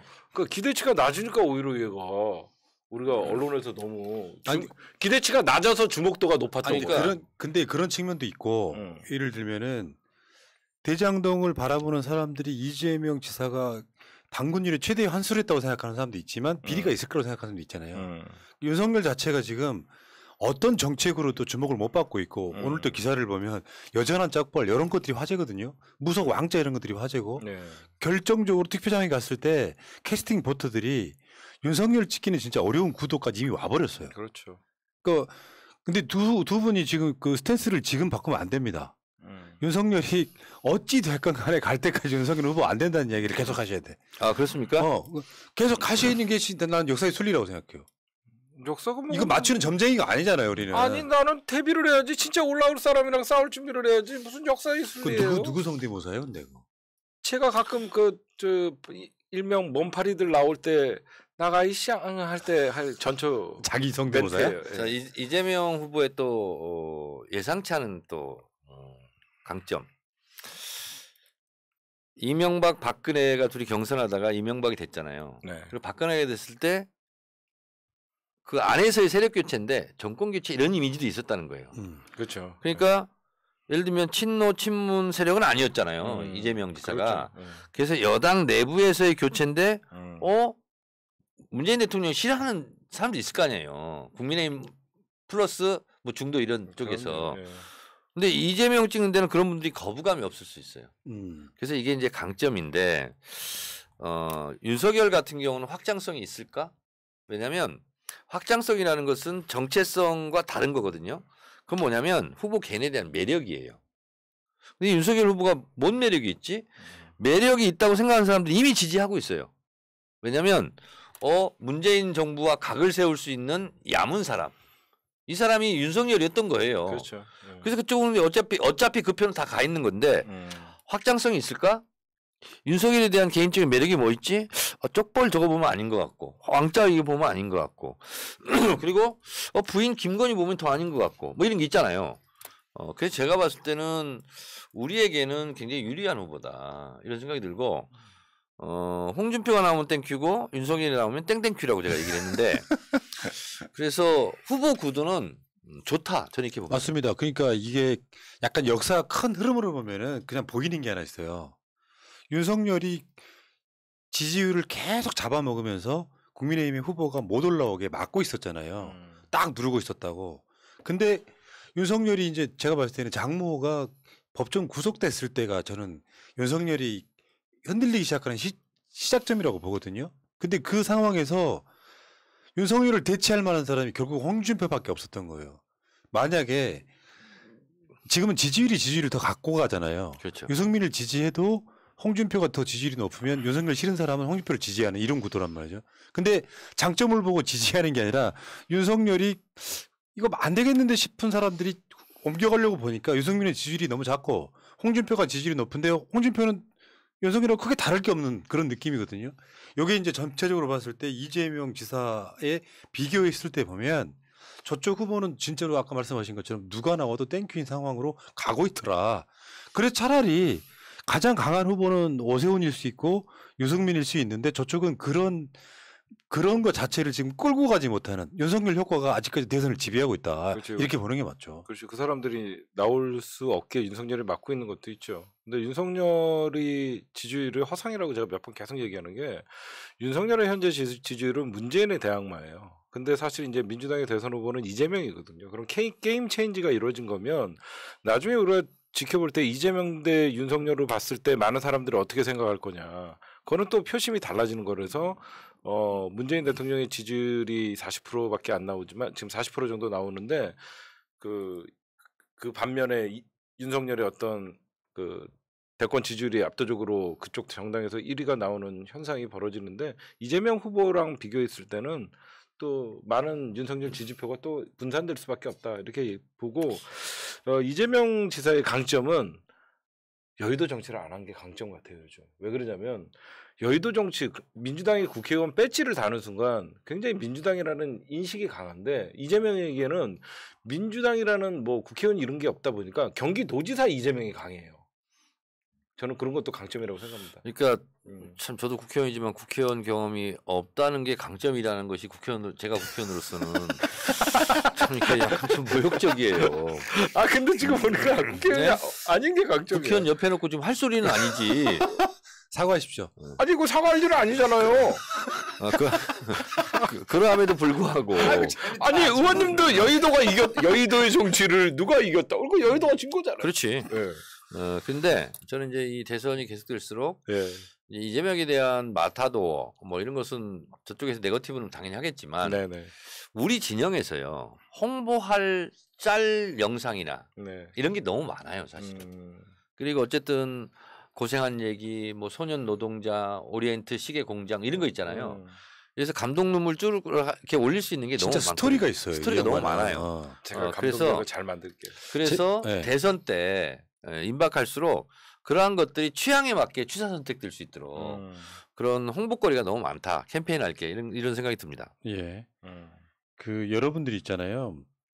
그 유튜브 새날 커뮤니티 가시면은 가장 최근에 올린 게 뭐냐면은 이재명 지사 욕설에 관련된 진실인데요. 이를테면 이런 것들도 분명히 제가 봤을 때 한 보름 논쟁거리는 돼요. 그 욕설 문제가 다시 올라올 가능성이 있는데 거기에 대해서 한번 제가 뭐 읽어드린다는 표현보다는 그걸 한번 보여드리도록 하겠습니다. 그러니까 말하자면은 너무 왜곡된 이재명을 치기 위해서 너무 왜곡된 사람들의 이야기인데 이런 것도 한번 여러분 알아두실 필요가 있습니다.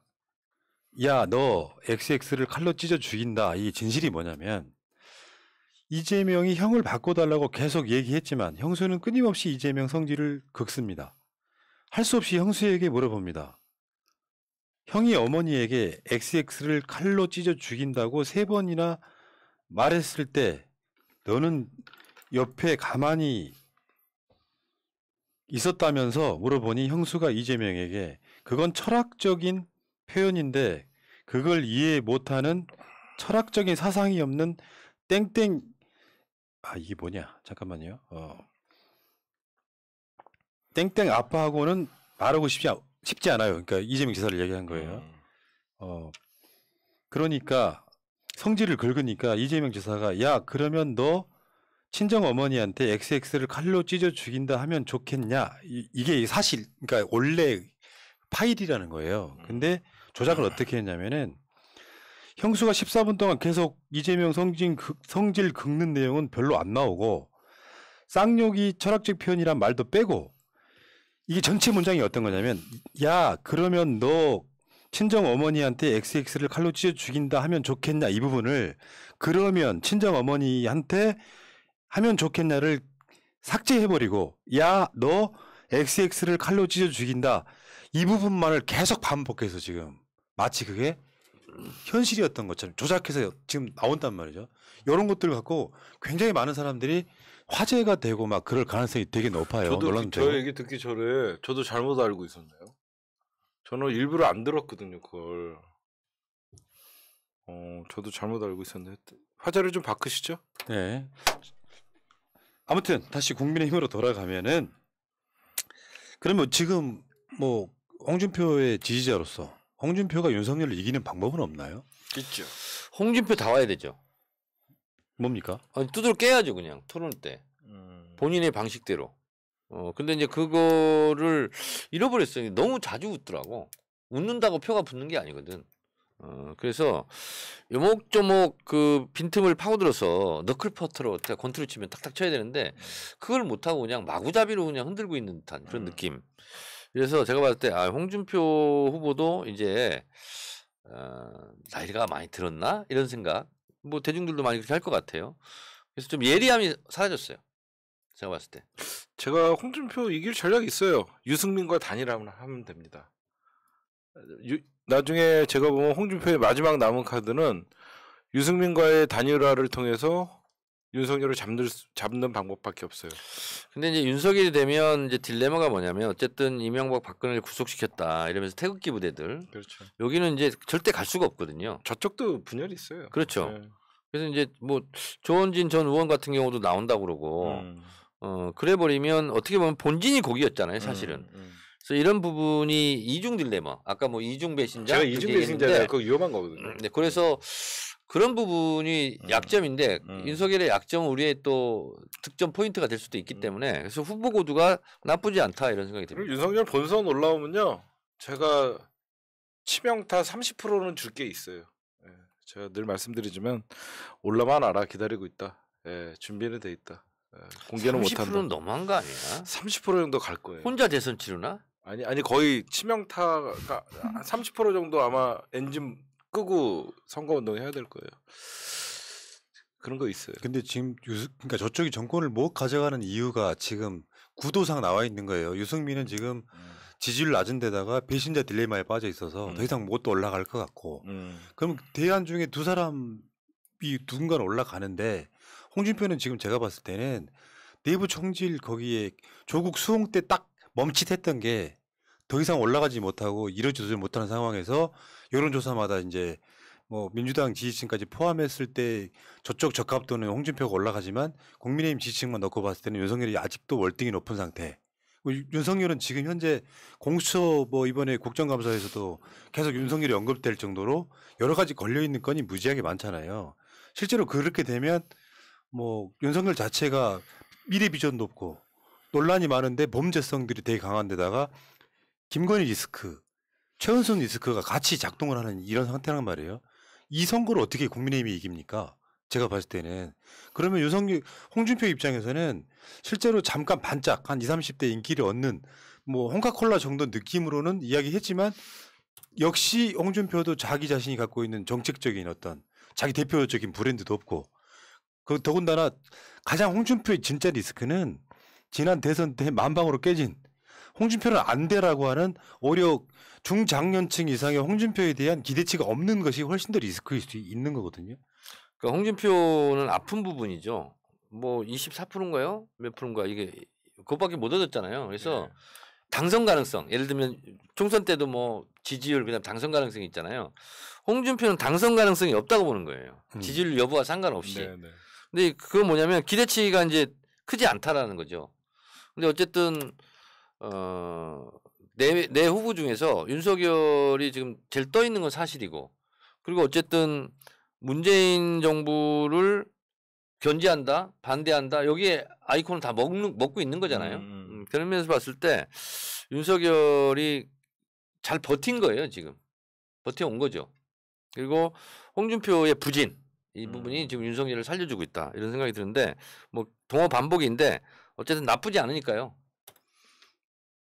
근데 윤석열을 앞으로 제가 보면 지금 같은 윤석열의 모습보다는 조금 더 세련돼지고 좀 정치인다운 모습은 보일 거예요. 그러면 국민의힘에서도 이제 대선 후보가 정해지면 또 전문가들이 붙어요. 그렇잖아요, 의원님. 그래서 아무래도 현재의 경선 과정에서는 캠프가 나눠져 있어갖고 걔네들이 집중을 안 하는데, 그거에 대해서는 우리 정청래 의원님한테 궁금해요.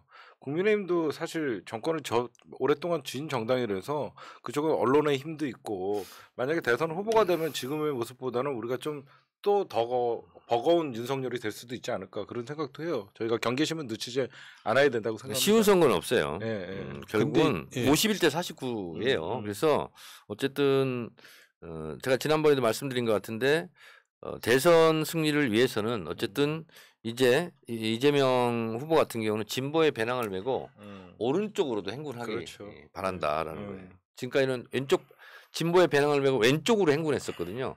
이제는 왼쪽도 많이 가고 오른쪽으로도 행군해야 된다. 네. 이런 생각이 듭니다. 그러니까 저쪽의 불행은 내가 보는 견해는 그렇습니다.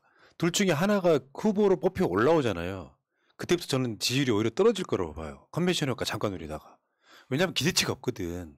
누가 올라오 지금이야 뭐 자기들 이렇게 지지고 보고 더군다나 정권 교체 여론이 더 높다, 이런 걸 이용해서 지금 선동을 하고 있는데, 쉽게 표현하면 업적이 없는데 홍준표가 그래도 내가 봤을 때는 그렇게 따지면은 윤석열보다 더 나오는 후보죠. 정치도 좀 알고 능력도 좀 있고. 근데 윤석열이 이게 후보가 됐을 때 과연 반문 정서, 정권 교체 여론만으로 이길 수 있겠느냐? 그건 대선이 아니다. 이거 무슨 지역 총선도 후보는 아니야. 이재명인데 반문 정서를 자극한다는 게 안 맞는 거죠. 네.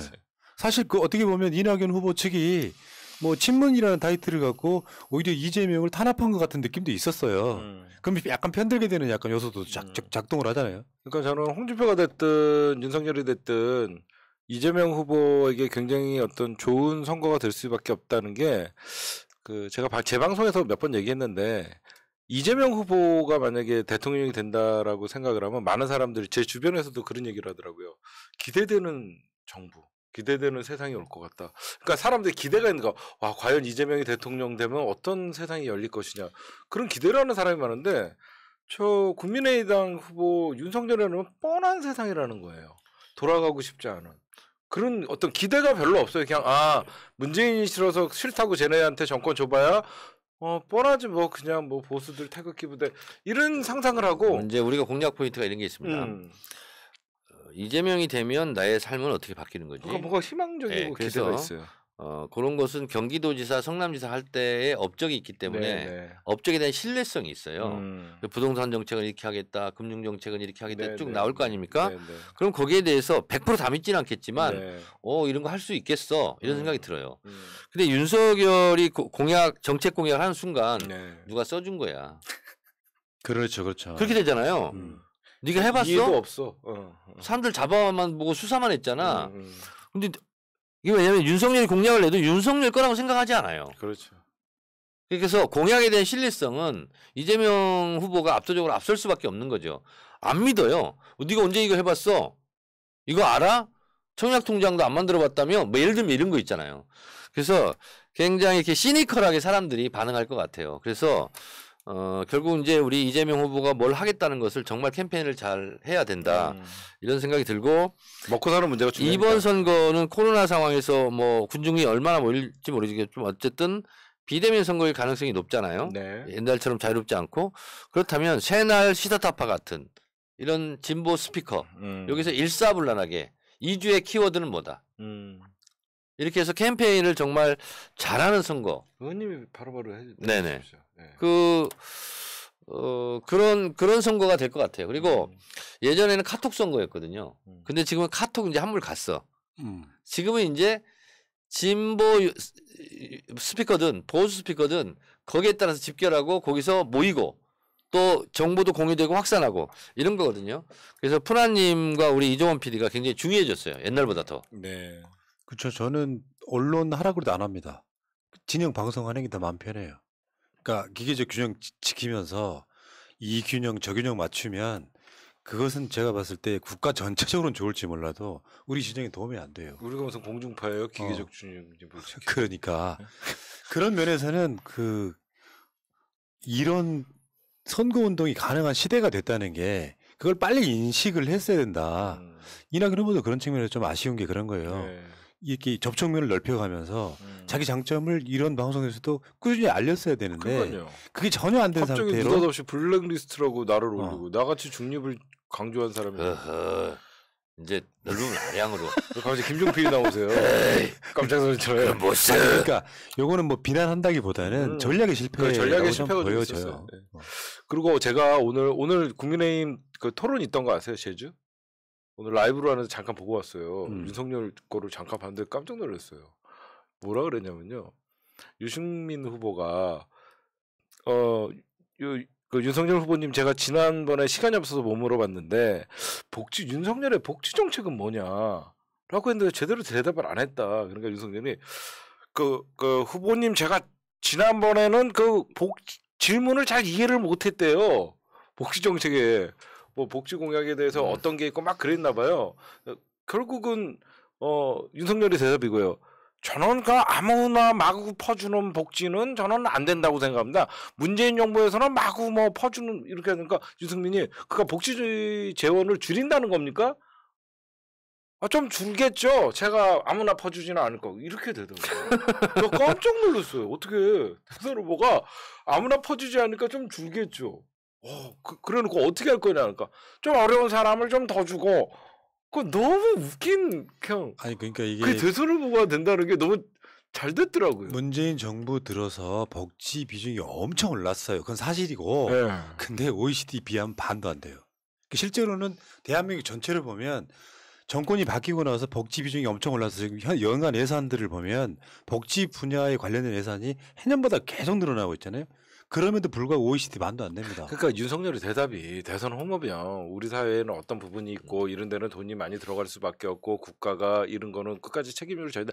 이런 좀 비전과 제시도 없이 그냥 문재인 정부는 다 퍼주지 않았습니까? 저는 그거 퍼주는 걸 좀 아껴갖고 돈을 좀 아끼겠습니다. 그 말 틀렸죠. 그러니까 그게 그런 거 보고 들은 풍월이라고 그래. 그렇죠, 그렇죠. 의원님 제가 이 사람이 왜 이런 얘기를 했는지 알겠죠? 네. 저 아무것도 생각이 없는데 갑자기 물어보니까 유승민이 무조건 뭐 북한에다가 퍼주듯이 뭐 이런 갑자기 쓸데없는 얘기가 나 웃겨갖고 깜짝 놀랐어요. 선별적 복지와 보편적 복지 이런 용어를 잘 모르나? 네, 그런 것도 모르고 뭐 무조건 퍼졌다. 아니 그게 이제 나중에는 뭐 부산급식부터 시작된 이 시대적 흐름을 그냥 거스르겠다는 거잖아요. 그건 이제 소위 말하면 보수적 할아버지들이 모여 있는 경로당에 가서 들을 수 있는 이야기. 실제로 본인들은 복지 혜택을 제일 많이 받는 사람들이 나라가 세금 갖다가 퍼준다는 표현은 정치인이 쓸 수 있는 말이 아니에요. 어떻게 퍼준다는 얘기를 해요. 그것도 국민한테. 북한까지 퍼준다는 얘기는 그런 대로 들을 만한데 국민한테 퍼준다는 얘기를 어떻게 합니까? 자, 그렇게 얘기하는 기본적인 인식에 문제가 있는 건데 이런 거예요. 깜짝 놀랐어. 마치 없는 사람에게 뭘 시혜적으로 준다 이런 뜻이에요. 예. 이런 개념이거든요. 왕개. 근데 복지는 누가 누구한테 주는 게 아니에요. 내가 낸 세금을 돌려받는 거예요. 그렇죠. 그래서 시혜적 관점이 아니거든요. 그래서 그런 거고요. 선별적 복지가 이게 왜 아니라는 거냐면 보편적 복지로 가야 되는 거냐면 선별적 복지는 뭐 행정 비용도 많이 들 뿐만 아니라 기본적으로 복지의 개념은 국가 전체의 개념이잖아요. 네. 그렇잖아요. 아니 아동수당 구별해서 줍니까? 안 그러잖아요. 다 주잖아요. 무상급식 부자애들 빼고 줍니까? 안 그렇잖아요. 의료보험 내는 사람은 돈은 수입에 따라 더 많지만 혜택은 다 같이 받는 거예요. 암이든 뭐든 간에. 그래서 기본적으로 이것은 갑의 개념으로 을에게 뭘 나눠준다 이런 개념인 거죠. 그러니까 퍼준다 이렇게 개념을 하는 거죠. 준다 개념이 아니에요. 이것은. 예. 국민들은 받을 자격이 있는 거예요. 알겠습니다. 그러니까 아, 이제 진짜 하이라이트가 뭐냐면 북한의 어떤 지원을 어떻게 하신다고 했는데 윤석열이 저는 뭐 돈이나 쌀 이런 거 말고 곡식으로 줄 겁니다. 오늘 주죠. 곡식으로? 쌀은 안 된대. 쌀은 뭐야 그러면? 그러니까 갑자기 쌀이나 돈은 안 된대. 곡식 같은 걸로 좀 그 인도적 차원에서 준대요. 쌀은 곡식이 아니었구나. 그거 한번 찾아보세요. 진짜 그 웃겨요. 제주도 경선은 MBC에서 했는데 개그 콘서트가 MBC에서 방송되는 프로는 아닌데 말이죠. 생각해 보세요. 쌀이나 돈을 주면 뭐 잘못하면 뭐 그게 다른 용도로 쓰일 수 있기 때문에 곡식으로 줘야 된대요. 대한민국이 현 주소네요. 깜짝 그런 놀랐습니다. 사람이 제1야당의 후보가 될 가능성이 높다는 게 쌀은 뭔가요? 그럼? 정말 부끄럽습니다, 진짜. 그러니까 이재명 후보는 복 있는 후보예요. 그러니까 문 대통령도 사실 복 있는 대통령이었잖아요. 야당 폭이 너무 있어가지고 임기 말까지 40% 지지율 유지하시는 분이잖아요. 당분간은 이런 게 계속 될 것 같다. 어쨌건 진짜 중요한 거는 지금부터는 똘똘 뭉쳐가지고 이재명을 대통령 시킨다가 아니라 민주정부 사기를 재창출한다. 이 개념에서 이재명 지사를 좀 싫어하셨던 분들도 결국에는 문 대통령 지킨다는 생각으로 똘똘 뭉쳐서 좀 원팀 했으면 좋겠고요. 그리고 저는 제가 봤을 때 그렇습니다. 이재명 지사가 현재 나와 있는 모든 후보 중에 최선입니다. 어떤 후보까지 다 포함해가지고 최선을 뽑아야지요. 대한민국을 위해서라면. 자, 의원님 마지막으로 한 말씀 하십시오. 최선이에요? Do your best. 말짱을 최선을 다해라. 최선을 다해라. 네. Do your best. 자, We can do. 지금 시사타파가요. 구독자 50만이 코앞에 있습니다. 그렇습니까? 혹시나 49.7. 혹시나 시사타파를 구독 안 하신 분들은 지금 현재 구독 좀 해주시기 바랍니다. 고맙습니다. 정청래 TV가 14만인데 3천 떼어드리겠습니다. 제가 13만 15만 안 됐어요? 야, 심정 같으면 우리 정청래 의원이요. 4년 전에 13만이었어요. 3년 2년 전에. 활동 2년 안 전에 하니까. 안 했어요. 우리 3할 때 정청래 TV가 10만이었어요. 그랬어요? 정청래 되게 높았어요. 그랬구나. 이 추세로 가면 저희가 50만 넘을 때요. 55만 원 세 달에 먼저 찍어요. 훨씬 빨라요. 추세가. 그거 뭐 어떻게 하라고? 아니야, 뭔 너무 말인지 좋다고요. 모르겠네. 저 때문이라고. 아니 나는 절대 시사타파는 안 넘고 싶어요. 아니에요. 비슷하게는 가고 싶은데 안 넘고 싶어요. 저는요 그런 거 신경 안 쓴 지 오래됐어요. 아시잖아요. 아니 지지자분들은 달라요.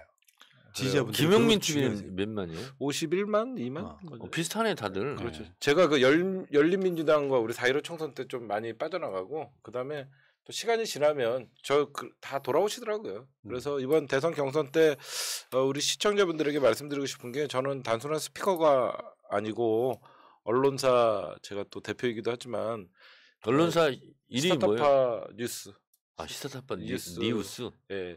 우리도 하나 만들었어요. 예. 그래서 각종 이렇게 복합적으로 들어오는 어제 방송을 했는데 파랑새라고 KBS를 능가하는 언론을 꿈꾸고 있습니다. 저희는 매일 기사도 되게 많이 올라가고 그러고 있어서 일단은 우리 개국본 우리 회원 가입 좀 많이 해주시면 이번에 여러분들 경선에서 개국본 회원들 자발적인 시민운동 많이 보셨죠? 더 이제는 민주당의 대선 승리를 위해서 저는 밤에는 떠들고 낮에는 또 현장에서 우리 의원님들 오시면 인터뷰도 하고 또 전국의 이재명 후보 찍으러 제가 또 카메라 잡고 움직여야 되니까 많이 좀 같이 움직이자고요. 알겠습니다. 이번에. 자, 새날과 시사타파 TV 구독 좀 동시에 같이 해주시면 좋을 것 같고요. 셋이연대, 새날과 시사타파 연대, 셋이연대. 그 셋이연대 생각해 보니까 이 방송 말고도요. 이종훈 PD하고 저랑 전화 통화해가지고 방송을 겹치지 않게 하자. 이렇게 서로 시간을 비키어 나가면서 편성을 하고 있는 것도 일종의 그게 3시를 중심으로 해갖고 새날이 3시에 방송하면 시사타파는 2시에 방송하고 이렇게 서로 시간 비켜주는 게 있거든요. 이제 그런 게 진정한 연대지. 그건 비켜주는 게 아니라요. 제가 새날이랑 붙으면 저희가 시청률이 안 나와서요. 제가 피하는 거예요. 잘해. 저 클로징 멘트. 맞아. 정청래의 클로징 멘트. 알겠습니다. 알겠습니다. 마지막으로 자, 한 말씀 하십시오. 네. 영국의 가디언지는 노무현 대통령 당선을 두고 세계 최초의 인터넷 대통령이다라고 기사를 썼습니다. 미국의 오바마 대통령은 최초의 페이스북 대통령이라고 그럽니다. 전략을 아무리 잘 짜더라도 손발이 없으면 실제로 선거 캠페인은 할 수가 없습니다. 오바마 대통령이 초선과 재선을 할 수 있었던 것은 SNS 자봉단의 힘이었습니다. 이번 선거는 새날, 시사타파 같은 진보 유튜버를 이용하는 유저들의 게임이라고 볼 수가 있습니다. 이번 대선은 국회의원들의 힘이 아니라 이런 진보 스피커, 진보 유튜브를 듣고 있는 이용하는 유저들의 게임이다. 그래서 보수 유저, 보수 스피커의 방송을 듣는 보수 유저와 진보 유저의 대결이다라고도 볼 수 있습니다. 여러분, 이것은 자발적인 힘으로만 움직일 수 있습니다. 누가 시켜서 되는 게 아닙니다. 이번 선거는 자발적인 진보 스피커들의 힘과 그를 지켜보고 있는 유저들의 게임임을 우리 스스로 자각하고 저도 그런 유저의 한 사람으로서 최선을 다하겠습니다. 유저들 다 모여라. 유지하자. 멤버 유지. 정권 유지하자. 정권 유지. 의원님, 근데 아까 대답 안 해주셨어요. 뭐요? 이제 정청래의 할 일을 좀 구체적으로. 지금 내가 클로징 멘트가 저의 또 하나의 역할이다 이렇게 생각합니다. 알았습니다. 멤버 유지, 정권 유지. 구독도 유지해 주시고. 네. 그럽시다. 유지해야 되겠다 진짜. 정권 유지로 갑시다. 우리 유지. YUJI. 정권 유지. 그러겠네. 네. 정권 재창출은 발음하기 좀 어려운데. 정권 유지. 정권 유지. 예. 저도 클로즈 멘트 하겠습니다. 예. 예, 우리 진보 스피커 여러분들 너무 훌륭하신 분들 많죠. 예, 배울 것도 많고 저도 많이 배우는데 이분들이 갖고 있지 않은 게 또 저는 또 이 현장과 이 야성미가 있기 때문에 제가 밤방송은 좀 줄이더라도 대선에 들어가면 늘 길거리에서 우리 시민들과 같이 할 수 있는 탁월한 발이 있습니다. 기동력이 있기 때문에 우리 스피커 우리 훌륭하신 분들에게 자리는 나중에 주더라도 저는 좀 현장에서 여러분들과 많이 만나보는 실질적인 시민운동가가 되겠습니다. 그러니까 훌륭하신 분이죠. 저는 낙검수 이후에 위인으로 칭할 만한 이종원. 저는 그렇게 인정을 하고 있습니다. 제가 영광이라고 생각이 그러면 들고요. 이종원이 위인이면 훈아님은 아래인입니까? 진짜. 정청래는 그러면 중간인입니까? 중간인이에요? 저는 중인입니까? 중인이에요? 위인, 예. 아래인, 중인? 이게 내가 이 얘기를 했을 때 방송을 보시는 분들이 야 감동적이다. 네. 이렇게 끝냈어야 되는데 그 감동을 다 깨버리고 지금 방송 이상하게 끝내다 클로징이. 그냥 저희 방송 3명이 그게 특징이에요. 정권 유지 하면서 끝내죠. 자 여러분 물러갈게요. 고맙습니다. 네. 유지.